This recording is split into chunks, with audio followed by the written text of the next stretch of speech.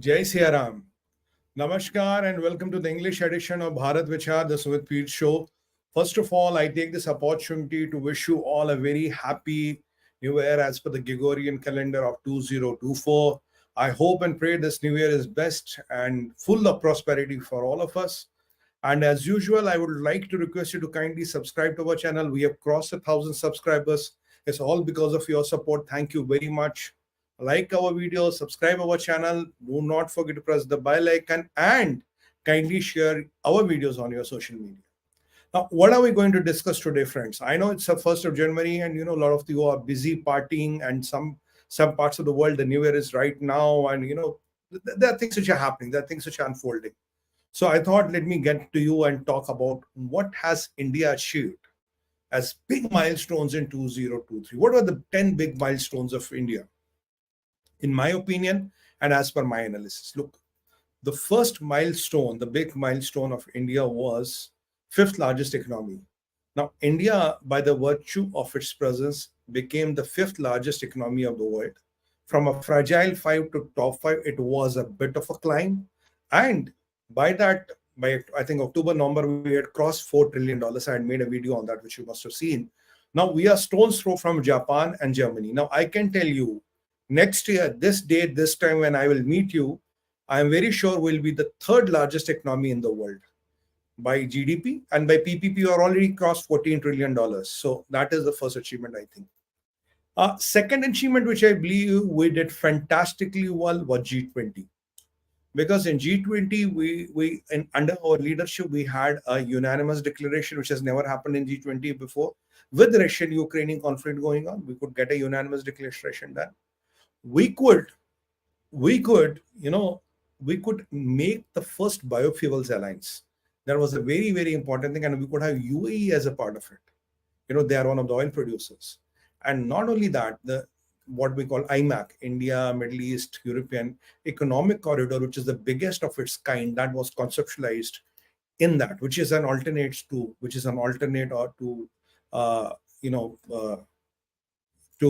China's BRI and all, but a very viable and a positive alternate. That was the achievement of G20, brand India into a different stature altogether. Point number 3 I will consider was the elimination of PFI. PFI was seen as a force. PFI was seen that they have come as a political party. They have octopus, they have multi-legs, they have NGO, they are affiliated with Turkey, they are affiliated with Muslim Brotherhood, they have, Chacha Mama in Pakistan, they are links with this PLA, they have links with this, they have links with this. But Mr. Amirbhai Shah, in a surgical strike of 2 days or 3 days, dismantled PFI and all its links of the octopus. The best ever surgical strike done within India after 370 was PFI. Kudos for that. Point number 4. The Honorable Supreme Court set aside 370. 370 is a dead and dusted issue. They went to the Supreme Court and said, oh, it's legal, illegal, logical, illogical. But the Honorable Supreme Court of India, done, dusted, settled. If that issue would have been alive, trust me, it was a wound that could soar for next 100 years. 370 gone. Point number 5. Point number 5, my friends, was the semiconductor initiative. Remember, to be a superpower in making, or to be a global superpower, you cannot have semiconductor dependence on the other parts of the world. And when the world is opening up, when the decoupling of the supply chains is happening, I have done a program on other digital channel on Sunday, you can see that decoupling with China has already happened.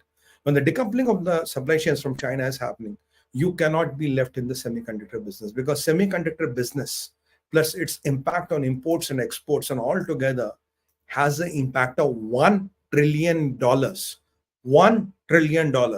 And we have an ambitious target of exporting $330 billion in 3 years down the line. So with Americans closing the technology doors to Chinese, good. Americans closing the machines which can be used for making semiconductors, world looking to delink supply chains, and India is the best alternate. We have put around $23 billion there, and we have announced various PLI and other schemes which are going to take India there. That is a very, very positive step what we have done. Point number 5, which I think is very important to me, is defense production of 1 lakh crores. Now, there was a time India was believed for cut and commission Rajniti before Prime Minister Modi came into power. You could have cuts and commissions everywhere. You could not import bulletproof jackets. There was a time when Mr. 𝗂𝗃𝗃𝗃 told us in the parliament, oh, the best way against China is not to build any roads, not have any infrastructure there. We had Jairam Rameshji as Environment Minister, and he advised then Prime Minister Manmohan Singh ji, don't have any hydropower projects in Northeast, China will be upset.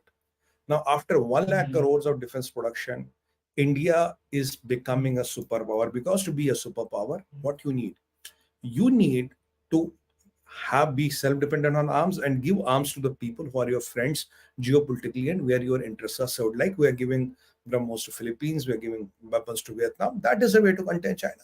China might have a policy of string of pearls. We are doing a necklace of diamonds, and we are now arming the people around China for our interest. And I have no remorse, and with all the humility at my command, that is the best decision which India has done and India will be doing. Point number 7, Women's Reservation Bill. Women's Reservation Bill is a once in a century thing, because you need to have the perspective of the second gender. 50% of the world's population. You cannot become big if you don't take women's equality or women's consideration of women's say in the affairs of the country. So that is unthinkable. Women reservation, kudos to Prime Minister Modi for that thing. Another thing, when I look at around me, digital payments have been a revolution. Our digital payment records have broken anywhere and everywhere in the country. And what I expect Honorable Prime Minister to do, and what I would recommend, is to stop 500 rupee note. Let's live with 100 and 200 rupee note, because that will be a body blow on corruption. Now, our payments market is $7 trillion. Believe me or not, our fintech market is $7 trillion today. Kudos there. Another thing, we as India, point number 8 or 9 where I am, I got lost the count because I'm also looking at the watch. We have the record of building 100 kilometers of road. 100 kilometers of road in 100 hours. 100 kilometers of road in an hour. That is 1 kilometer an hour. Mind-boggling. Nobody could do it. Nobody could do it. And the last and the least, not the least point is, because I have to look at the watch, I would love to talk more and more to you, but Sumit Peer show in the evening in English is 7 to 8 minutes maximum.